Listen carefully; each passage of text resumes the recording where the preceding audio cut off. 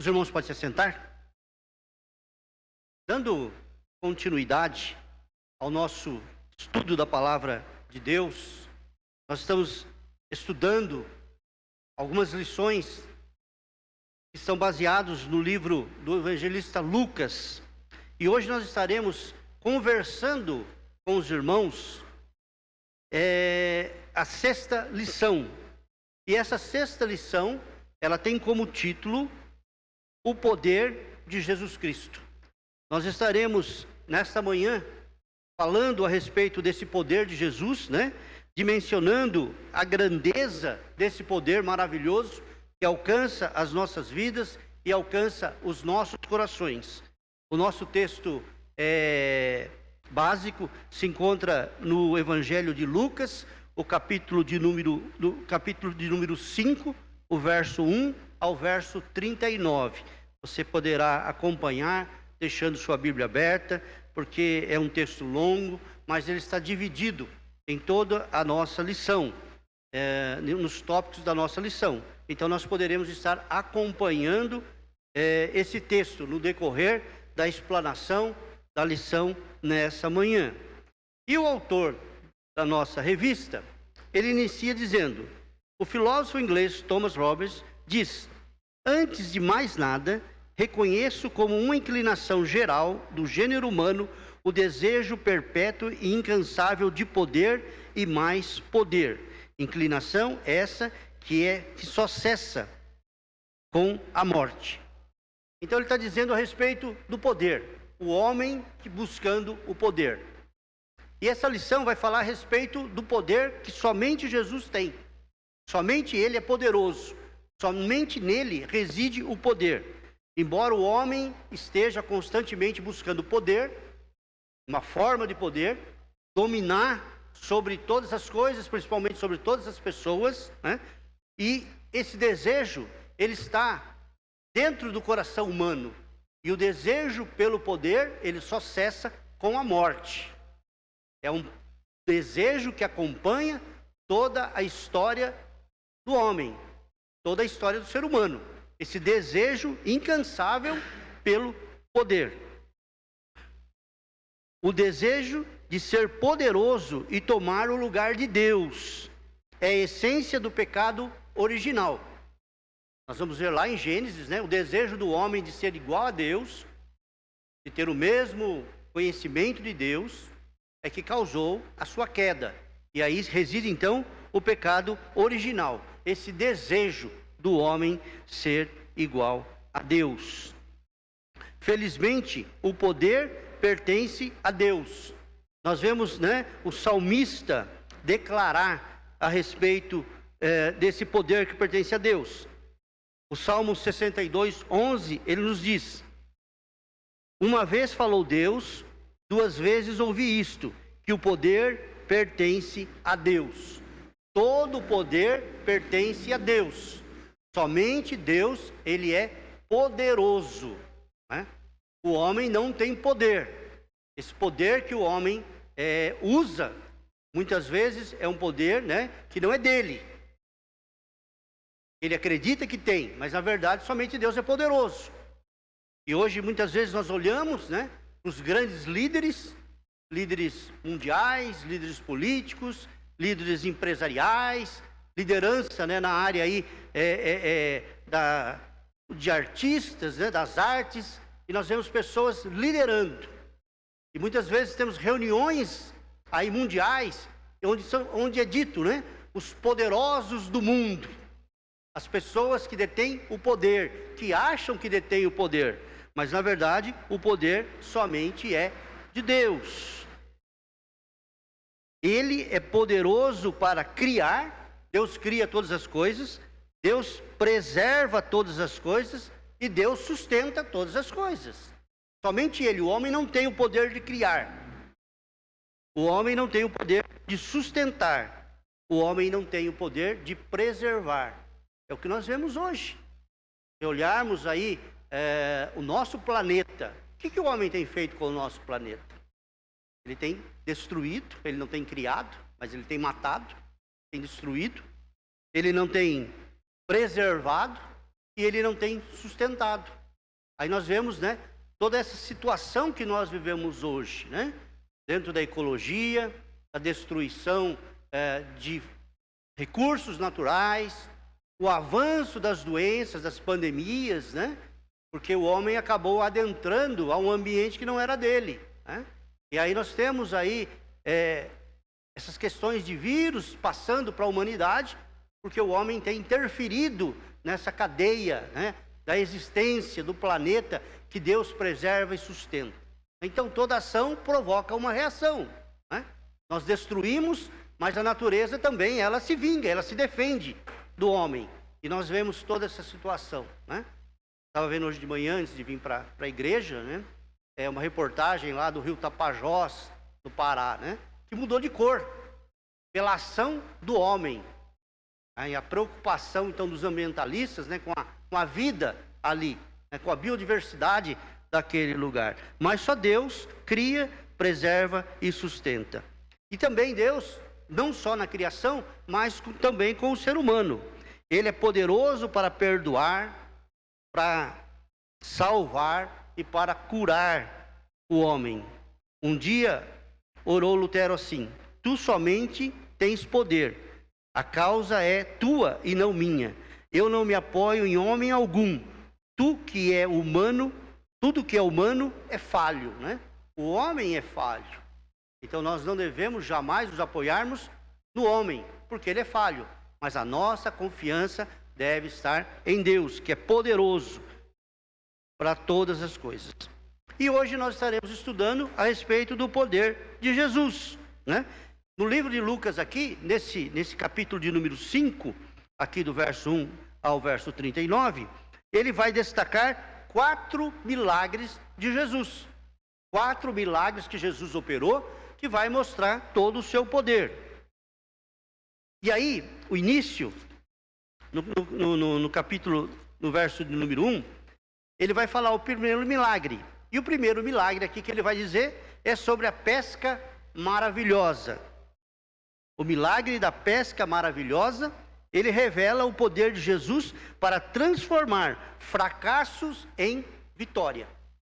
Esse é o primeiro ponto que a gente deve parar um pouquinho para analisar. O que esse milagre vai ensinar? O que esse milagre vai mostrar?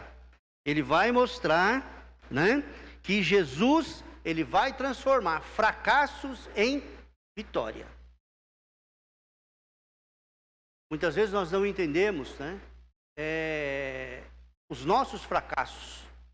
Muitas vezes os nossos fracassos são oportunidade de Deus trabalhar nas nossas vidas e nos nossos corações. Muitas vezes nos achamos fracassados, derrotados, mas aí é uma oportunidade de Deus estar transformando esses fracassos em vitória. E foi exatamente o que aconteceu ali.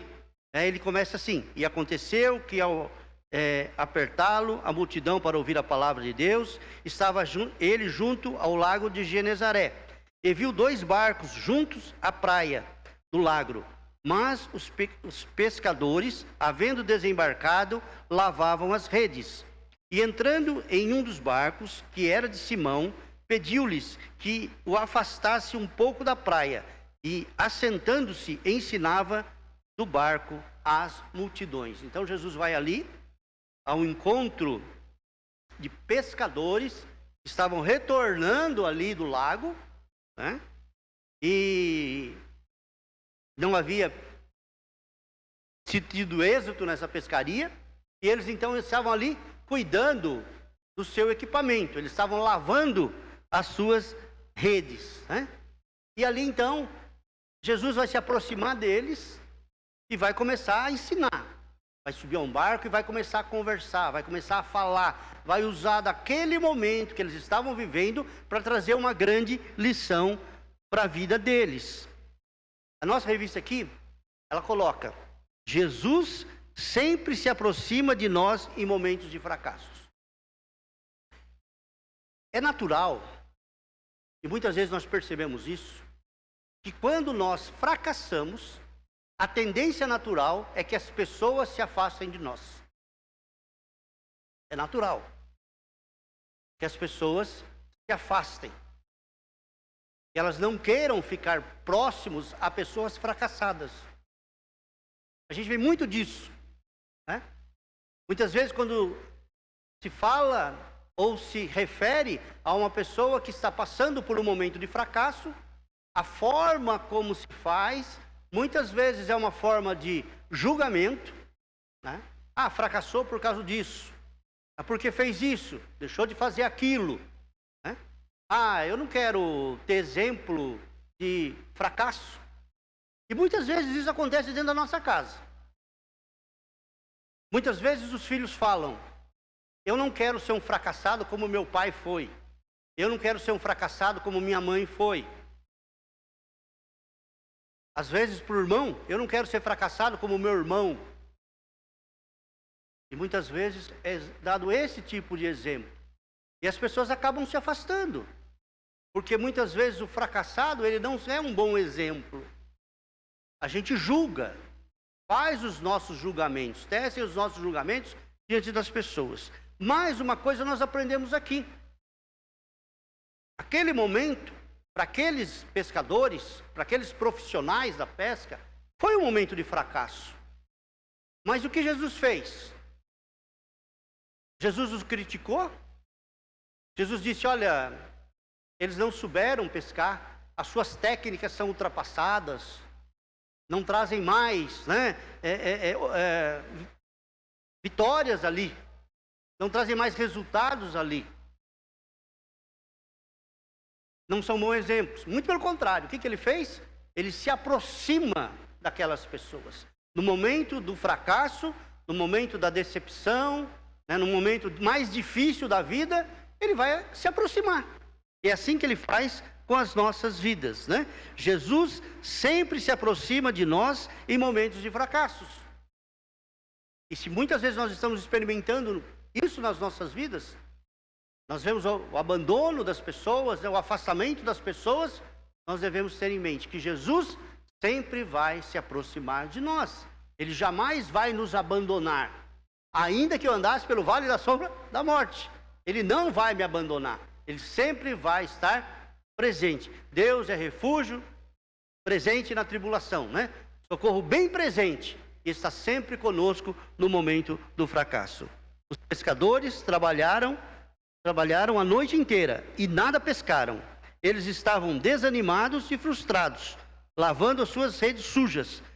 Apertado pelas multidões, Jesus viu a triste situação dos pescadores e se aproximou deles.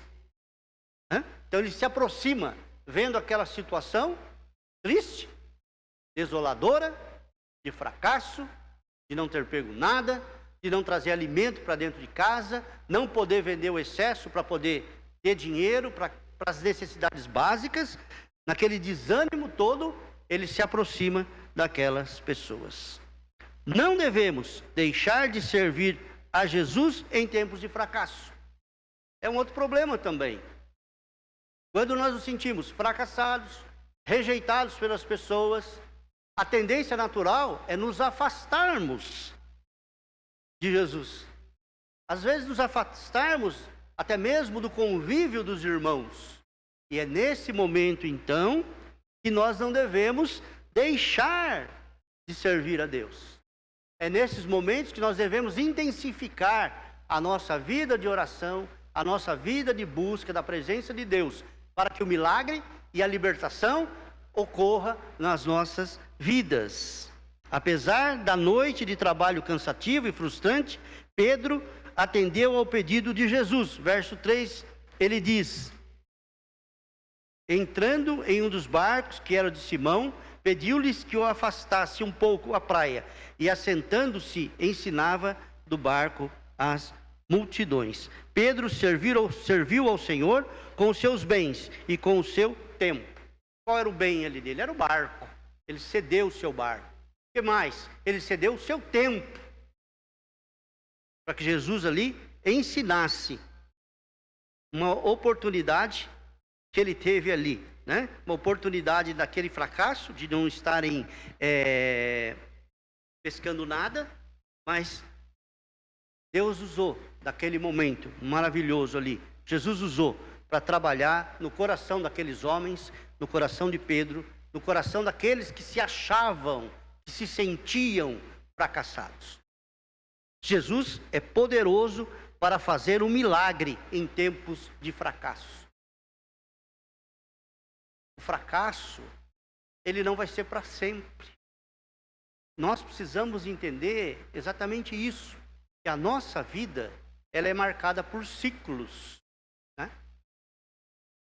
A nossa vida é assim. A vida do ser humano é assim. Se a gente fosse colocar num gráfico, né? A nossa vida é assim. Um dia nós estamos lá em cima, né? Vitoriosos, entusiasmados. E no outro dia, nós desanimamos, nós fracassamos. Mas no outro dia a gente sobe de novo. E assim é a vida do ser humano. A gente passa por problemas, passa por dificuldades. O próprio Jesus disse, no mundo tereis aflições. Você vai ter decepções, você vai ter momentos de fracassos, você vai ter momentos de derrotas. Mas não significa que vai ser sempre assim. Você também vai ter momentos de contentamento, você vai ter momentos de experimentar a vitória, de experimentar libertações, a graça e a misericórdia, a bênção de Deus para as nossas vidas, né? A nossa vida não é reta, né? Como seria se fosse assim? Sempre as coisas boas, sempre coisas maravilhosas, mas não é assim. Nós sabemos que não é assim, a realidade não é essa, né? A realidade é que nós enfrentamos lutas diariamente. Enfrentamos os nossos problemas, enfrentamos as nossas dificuldades. Um dia choramos, outro dia sorrimos, e assim nós vamos levando a vida, vamos vivendo a vida, de acordo com a vontade de Deus, mas na certeza de que Ele está presente, mesmo nos momentos mais difíceis. Deus está presente nos momentos de paz, de alegria, de contentamento, Deus está presente, mas Deus também está presente nos dias de fracasso, nos dias de decepções, nos dias de tristezas. Ele está sempre presente conosco. O milagre começa com uma ordem de Jesus a Simão. No verso 4, né? Ele diz, quando acabou de falar, disse a Simão, faze-te ao largo e lançai as vossas redes para pescar. Então, é a ordem de Jesus. É a ordem de Jesus para eles continuarem, para eles prosseguirem, porque a vitória vai chegar. O milagre se concretiza quando obedecemos a ordem de Jesus. Se Pedro não tivesse obedecido a orientação de Jesus, ele não viria o milagre. Não adianta, nós passamos a noite inteira lá, não teve resultado nenhum. Por que nós vamos perder o nosso tempo? Vamos voltar para a nossa casa, né? Eu estou me sentindo mal, eu estou me sentindo deprimido, eu vou deitar, deixa passar, amanhã tem outro dia, a gente começa de novo. Não é isso que ele fez. Ele obedeceu. Cansaço de uma noite inteira, isso não impediu que ele retornasse ali para que ele pudesse ver, experimentar o milagre. O milagre de Jesus faz sempre supera, né? Em muito as nossas expectativas. Os peixes pescados encheram 2 barcos.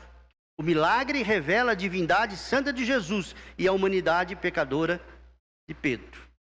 Né? Olha só. Para quem não tinha nenhuma expectativa, para quem já tinha desistido, para quem já tinha dado como fracassado aquela noite de pesca, o resultado foi maravilhoso. Houve um milagre extraordinário, porque os peixes encheram 2 barcos. O milagre revelou a divindade de Jesus, né? Ele é Senhor sobre a natureza, né? Porque Ele ordenou, Ele operou o milagre. Houve uma operação de maravilhas naquele momento ali, e eles pescaram, e eles conseguiram um êxito muito maior do que eles imaginavam. Quem sabe, né? Não era aí a produtividade de várias noites que eles conseguiram naquele momento. Mas também mostrou a humanidade pecadora de Pedro, né? No verso 8 e no verso 9, ele diz: vendo isso, Simão Pedro prostrou-se aos pés de Jesus, dizendo: Senhor, retira-te de mim, porque sou pecador.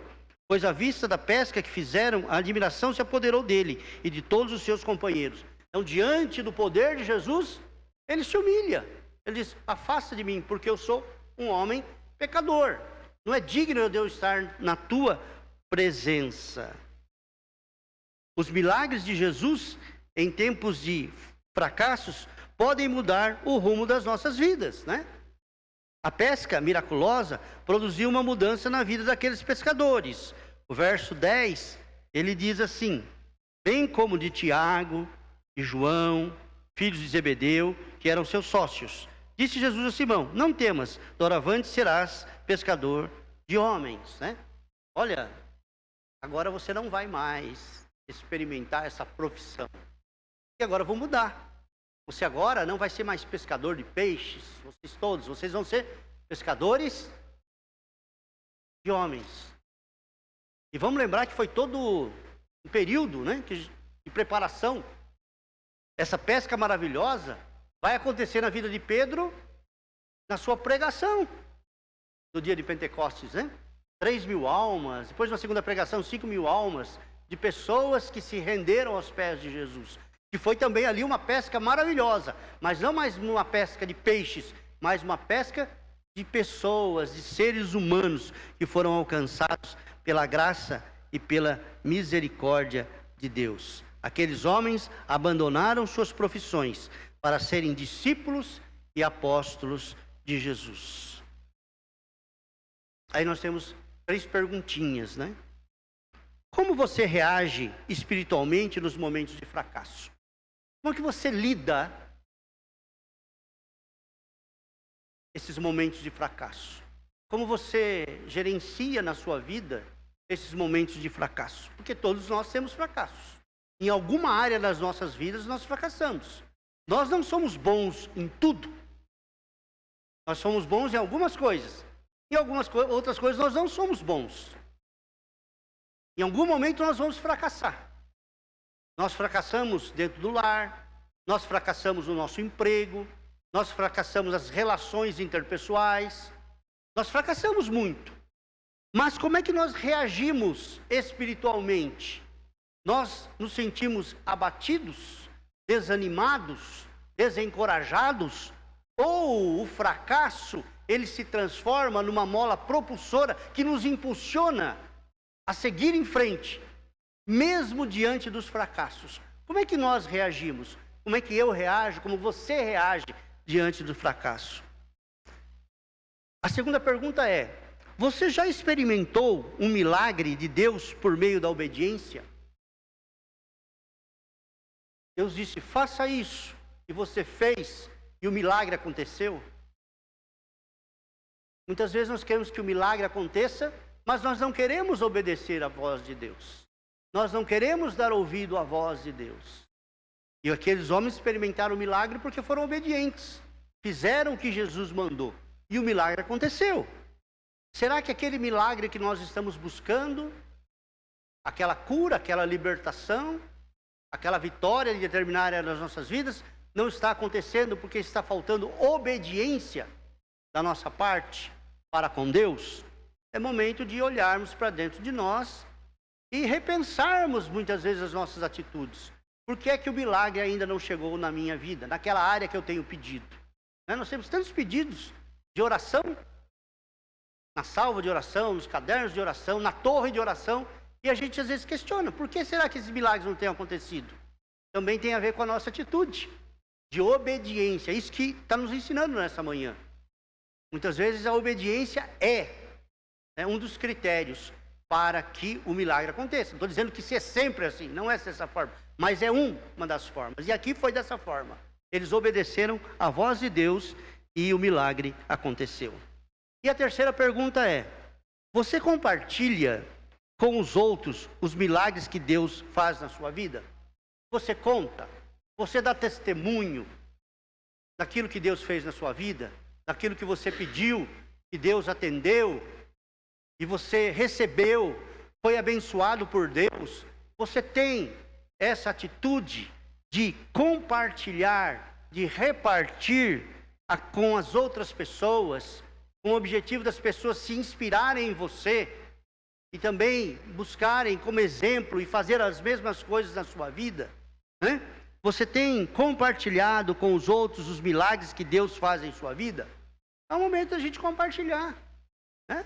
Não importa o tamanho do milagre, né? Às vezes para mim é uma coisa tão insignificante, mas para o outro é uma coisa maravilhosa. E às vezes para mim é uma coisa tão extraordinária e para o outro é uma coisa insignificante. Mas ele é um milagre. Ele é um milagre. E por ser milagre, ele precisa ser compartilhado.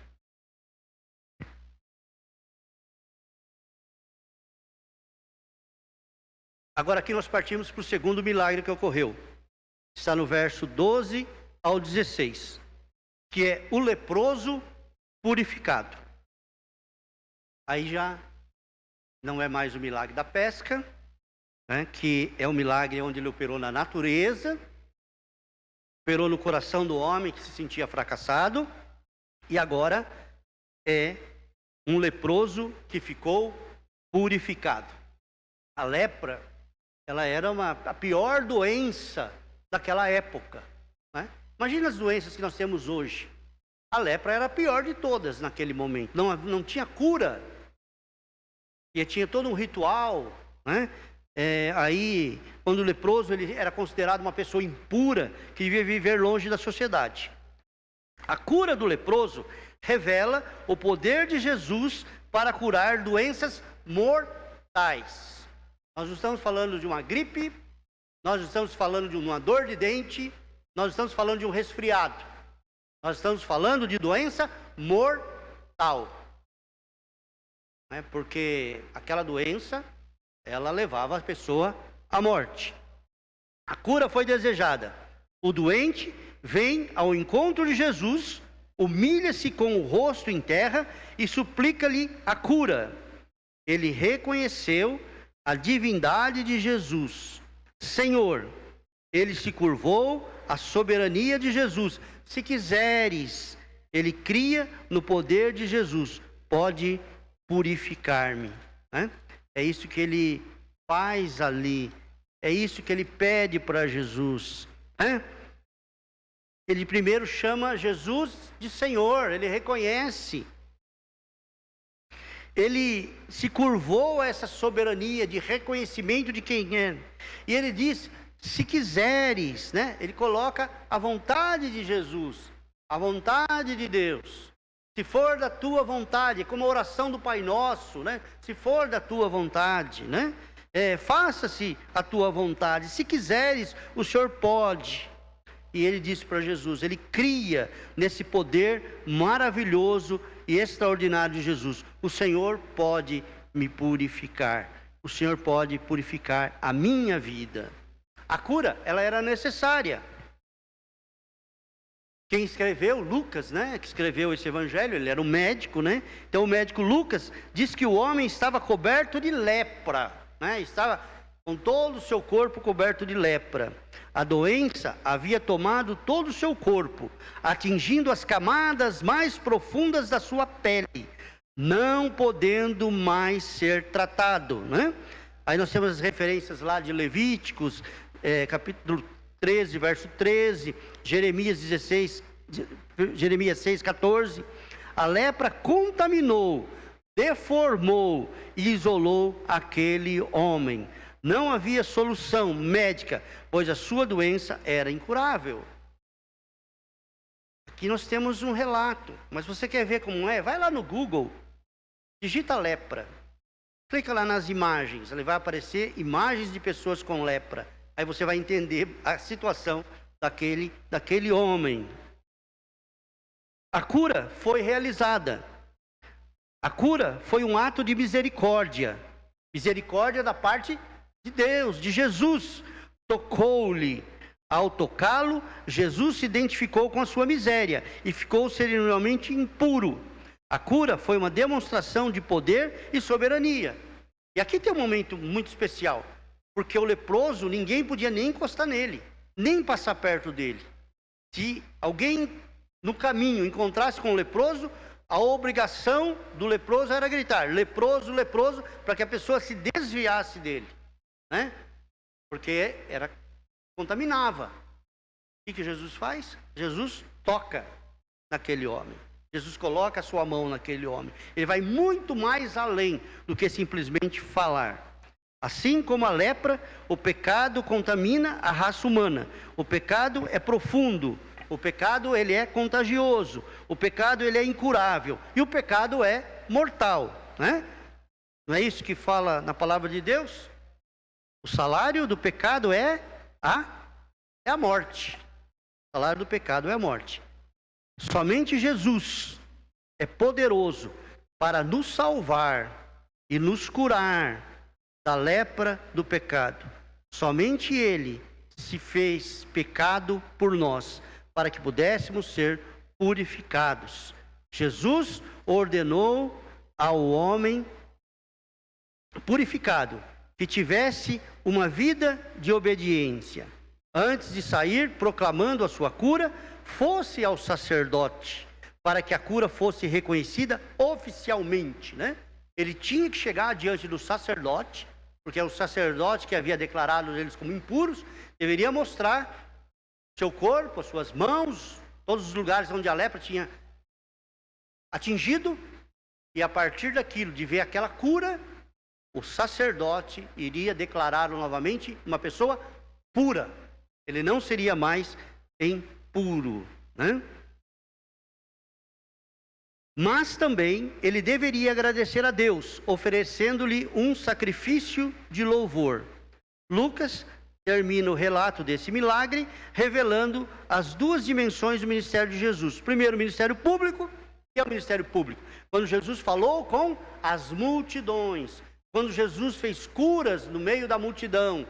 E no ministério particular, quando ele ensinou seus discípulos e quando ele fez curas individuais, né, pessoas que se aproximaram dele, né? São duas dimensões desse ministério. Todo discípulo de Jesus deve ter essas duas dimensões de serviço a Deus. Todos nós precisamos estarmos engajados nesse projeto de proclamação da palavra de Deus, de testemunho da palavra de Deus, de falarmos individualmente com pessoas que estão passando por problemas, passando por dificuldades, né? No caso do primeiro milagre, ele falou de fracasso. Agora aqui, né, ele está dizendo de pessoas aí que são marcadas pela sociedade como pessoas impuras. E quantas vezes nós encontramos pessoas que estão sofrendo, padecendo por causa do pecado, porque vivem uma vida de pecado, vivem uma vida de rebeldia, vivem uma vida longe de Deus. Quantas pessoas hoje estão presas, né, nas correntes, dos grilhões de drogas, de alcoolismo e de tantos outros vícios, né, que nós temos nos nossos dias de hoje. Pessoas que precisam dessa palavra de libertação, dessa palavra de salvação, dessa palavra de cura, dessa palavra de purificação das suas vidas, né? É como que um viciado, um alcoólatra é visto pela sociedade. É visto de lado, né? As pessoas não gostam muito. É como aquele leproso. E nós temos uma palavra de vida para essas pessoas. Uma palavra de restauração para essas vidas. Uma palavra de transformação para essas vidas. O pecado é semelhante à lepra, né? Porque ele também é profundo, né? Ele é profundo. Ele vai destruindo todo o nosso ser, ele vai destruindo a nossa espiritualidade, ele vai destruindo, né, o nosso emocional, ele vai destruindo o nosso físico, né? Ele vai destruindo o nosso físico, né? Ele vai corroendo as nossas forças, né? Então ele é semelhante como a lepra, ele precisa ser tratado, ele precisa ser curado. E somente Jesus, somente Ele pode nos purificar da lepra do pecado. Somente Jesus pode nos libertar do pecado. Somente Ele pode nos dar a libertação. Somente Ele pode nos dar a cura dessa doença mortal que é o pecado. Somente Ele pode perdoar os nossos pecados. E principalmente, o pior de todos, né? Que é não vivermos uma vida segundo a vontade de Deus. Aí nós partimos para a terceira cura. Agora é a cura de um paralítico, que está no verso 17 ao verso 26. A narrativa começa dizendo que o poder do Senhor estava com Jesus para curar. E termina com o povo dizendo: hoje vimos prodígios. Coisas extraordinárias realizadas por Jesus aconteceram naquele dia e local. Quais prodígios foram feitos e contemplados ali? Quais foram eles? O primeiro deles foi o milagre do perdão de pecados. Jesus disse ao paralítico, que foi introduzido à sua presença: homem, estão perdoados os teus pecados. Aquele homem foi lá, levaram aquele homem para ter os seus pecados perdoados? Não, eles levaram aquele homem para receber a cura da paralisia. Mas Jesus olhou e disse: ele tem dois problemas. O primeiro problema é o pecado, e o segundo é a paralisia. Vamos tratar dos dois. Ele olhou para aquele homem e disse: homem, estão perdoados os teus pecados. Somente Deus pode perdoar pecados. O perdão que Jesus dá a esse paralítico revela sua divindade e sua autoridade recebida do Pai, né? Ele tinha poder outorgado pelo Pai para perdoar pecados. E ele fez isso. Ele primeiro trabalhou no espiritual daquele homem, para depois trabalhar no físico. Às vezes acontece o contrário. Trabalha-se primeiro no físico, no milagre, para depois trabalhar o espiritual, né? Ou você vem como você está, recebe a cura e você começa uma vida nova. Aqui Jesus inverteu a ordem. Primeiro ele trabalhou no espiritual, para depois trabalhar no físico daquele homem. O milagre da leitura de pensamentos. Jesus, ele é onisciente, ele conhece todas as coisas. Ele conhece e revela o que pensamos e desejamos. Deus conhece o nosso coração.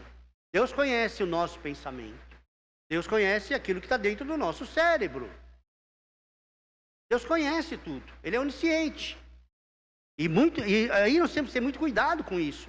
Muitas vezes a nossa boca fala não daquilo que nós estamos pensando, não daquilo que nós temos dentro do nosso cérebro. Muitas vezes, né? Mas Deus conhece. Deus sabe exatamente. De Deus nós não conseguimos esconder nada. Ele conhece tudo. Mesmo que a nossa boca fale algo ao contrário, Ele conhece. Ele sabe tudo aquilo que passa dentro do nosso coração, dentro da nossa vida. O milagre da cura física. Jesus ordenou o homem se levantou. Jesus ordenou, o homem se levantou e voltou para sua casa. Um milagre completo, imediato e visível a todos, né? O primeiro milagre que ele faz ali é o perdão dos pecados. Alguém pode ver? Não, não dá para saber. Não tem como mostrar, né? Quando eu era pecador eu era azul. Agora eu fui perdoado, eu virei amarelo. Aí todo mundo sabe. Mas não aconteceu isso com aquele homem. Mas o segundo milagre foi visível, né? Ele pegou, saiu dali andando e foi para onde? Foi para sua casa, andando. Mas ele não era paralítico, mas ele foi curado. Ele recebeu o milagre de Jesus. Outra maneira de olharmos para esse episódio é identificando o perfil das pessoas que se aproximam de Jesus. Há 4 grupos que representam 4 atitudes. Primeiro, os fariseus e mestres da lei. Eles estavam ali. São aqueles que se aproximam de Jesus para criticá-lo. Eles não têm compromisso, não trabalham e só murmuram. E aqui o autor, ele bate firme, ele bate forte.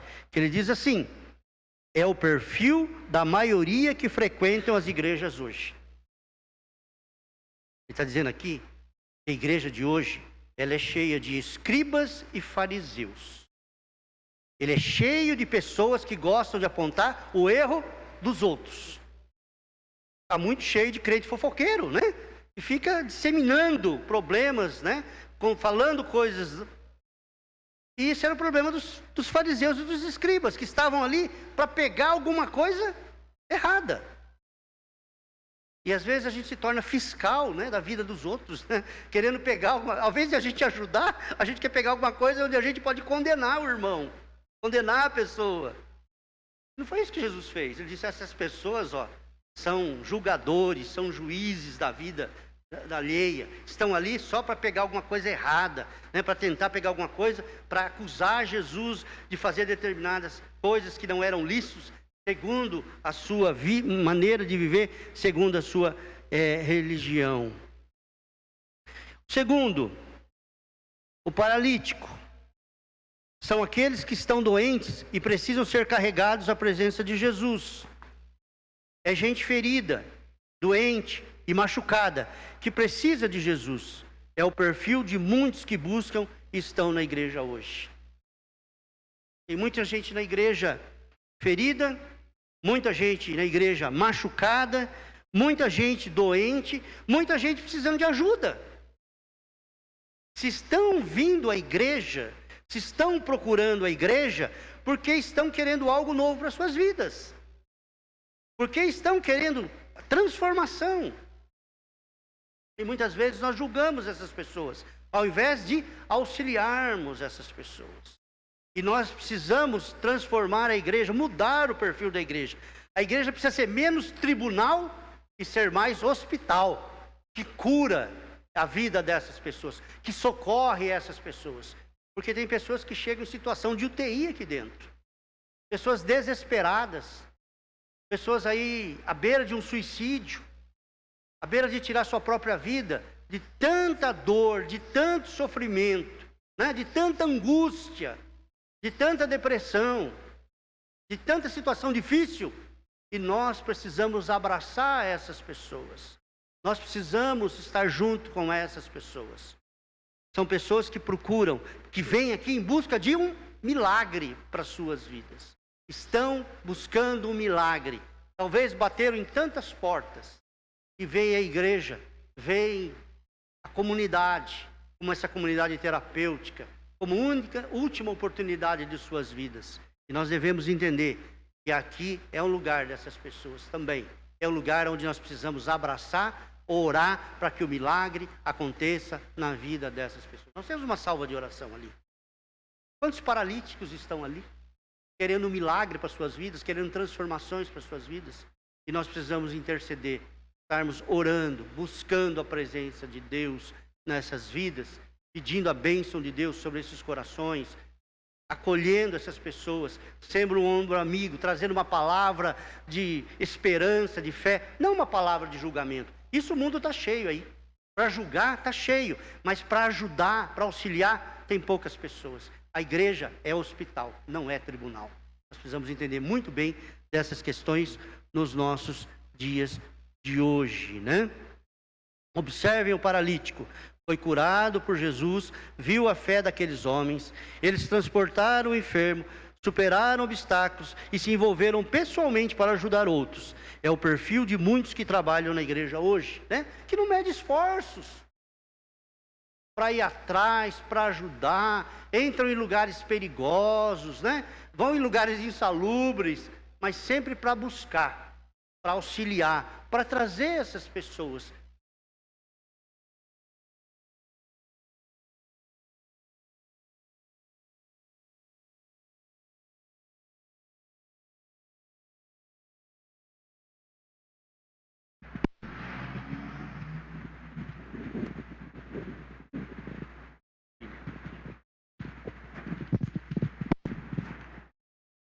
Tivemos problema aqui com a pilha, mas está resolvido, né? Então, pessoas que se envolvem no trabalho. E o quarto, os espectadores de milagres. São aqueles espectadores que buscam sinais e milagres. Tal descrição revela surpresa e deslumbramento, mas totalmente destituído de conversão e fé verdadeira. Receber e contemplar os prodígios de Deus não é garantia de regeneração e salvação. Significa que há um outro grupo de pessoas. Pessoas que vêm na igreja com um único objetivo: receber a bênção. Só. Querem saber da bênção, mas não querem saber nada com o Senhor da bênção. Nenhum compromisso. Recebi, tchau, obrigado, até a próxima. Não quer nenhum compromisso. Então somente são os caçadores da bênção perdida, né? Ficam procurando as bênçãos em todos os lugares. Ah, ali tem, eu vou. Ali, mas agora é ali. E ficam procurando bênção em todos os lugares. E se esquecem de ter um compromisso verdadeiro com o Senhor da bênção. 3 afirmações aqui importantes para as nossas vidas. A maior necessidade do homem é o perdão dos seus pecados. Olha, essa é a maior necessidade. Essa é a maior de todas as nossas necessidades. Nada físico, nada material, mas algo espiritual, que muda o nosso ser, que garante a nossa vida eterna, que é o perdão dos nossos pecados. Como Deus, Jesus tem autoridade para perdoar pecados.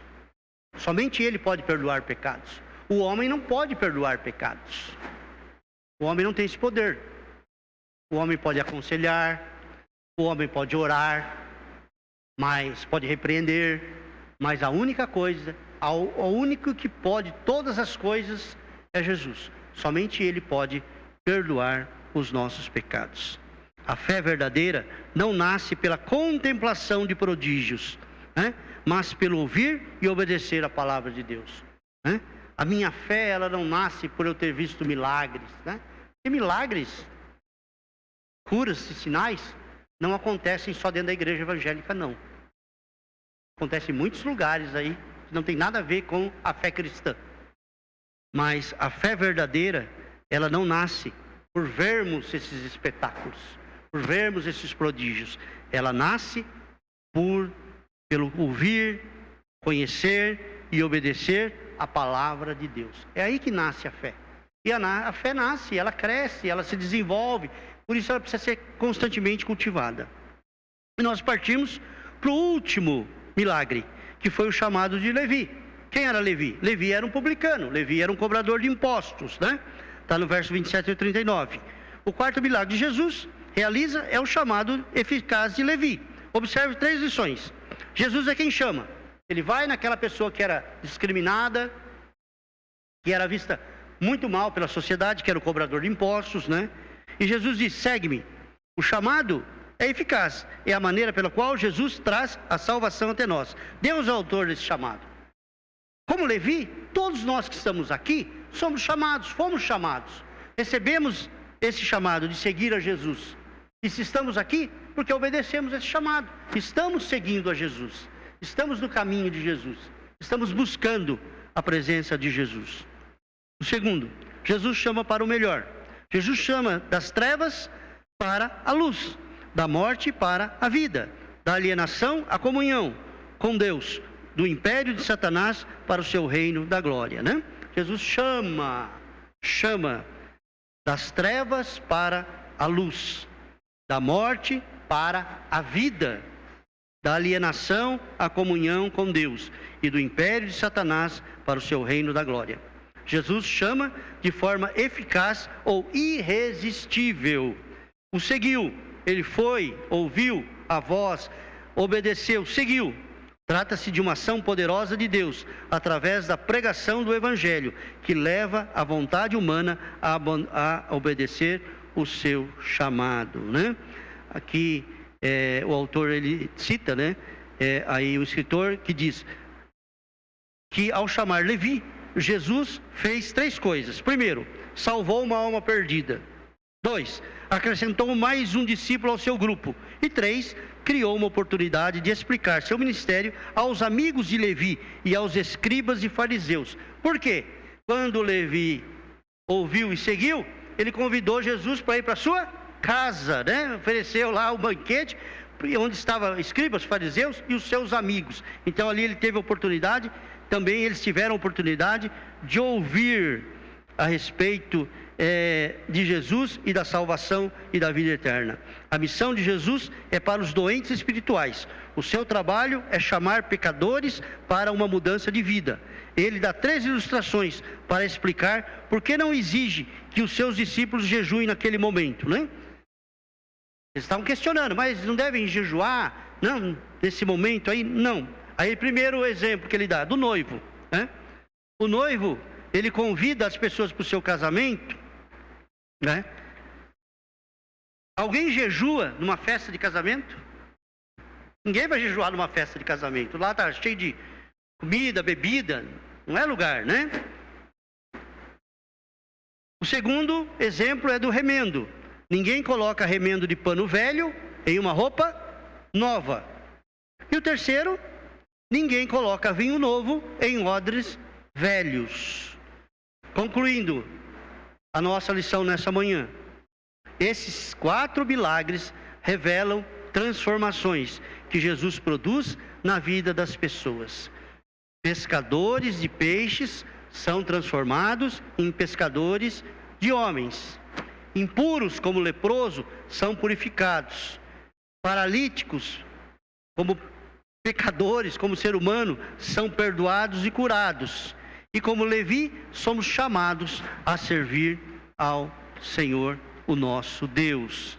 Então, nessa manhã, o objetivo da nossa lição é falar, é mostrar a grandeza e o poder de Jesus. Somente Jesus é poderoso. O poder é de Jesus Cristo. Todo o poder é de Jesus Cristo. Que o Senhor nos abençoe nessa manhã e que sua palavra possa trazer transformação para as nossas vidas, em nome de Jesus. Vamos orar? Pai, nós te agradecemos por essa manhã, te agradecemos pela tua palavra, que o Senhor possa aplicá-la, Senhor, nas nossas vidas, ó Deus. Que o Senhor possa trabalhar nos nossos corações, nas nossas mentes, nas nossas emoções, ó Pai, para que possamos entender, ó Pai, o poder de Jesus, ó Pai, e que esse poder opere nas nossas vidas e por intermédio das nossas vidas também alcancem outras pessoas, ó Pai. Nós te agradecemos em nome de Jesus. Amém. Amém.